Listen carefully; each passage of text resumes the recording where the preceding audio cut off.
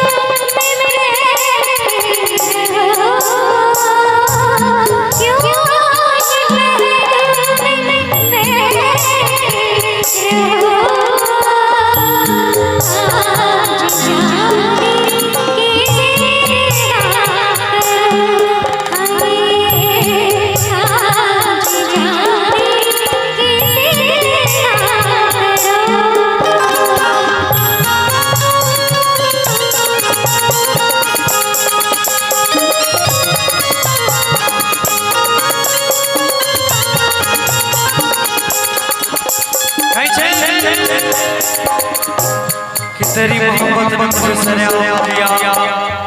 मैं बड़ा सीधा साचा था, मुझे बदनाम किया। तेरी मोहब्बत ने मुझे सरेआम किया, मैं बड़ा सीधा साचा था, मुझे बदनाम किया। अरे तुमने तो इस कदर तोड़ा है मुझे कि मुझे मेरे माँ बाप की नजरों में गुना है के जाना गए सबका वादा सब के क्षण में तोड़ा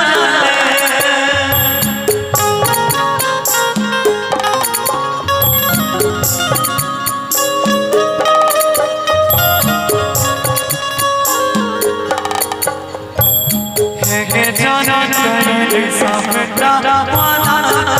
सब के क्षण में तोड़ा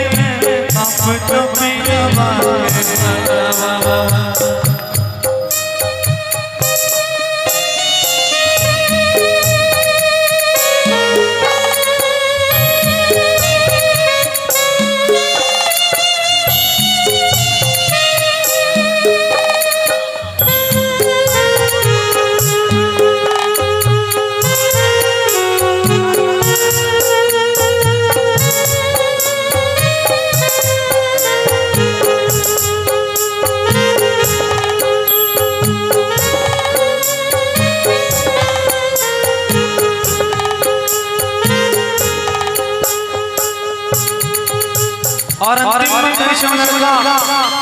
ठीक है जाओ जाओ जब चेंज भी तो थोड़ा बिना हम बराबर को ना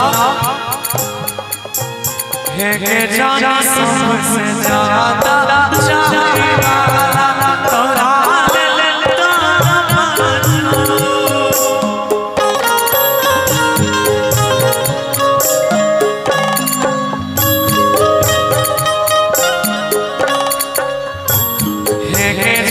सबसे ज्यादा चाहिए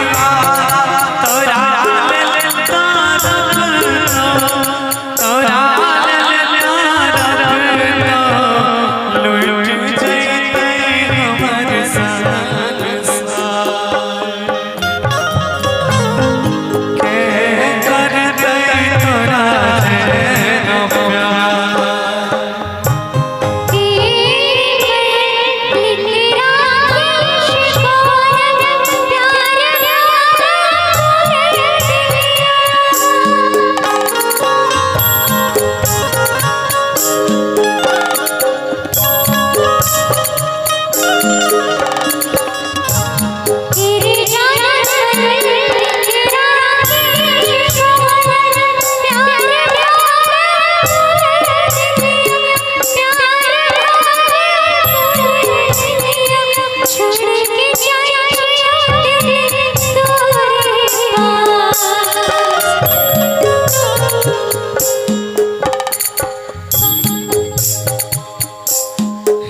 जन्म मर जाई छो दीवाना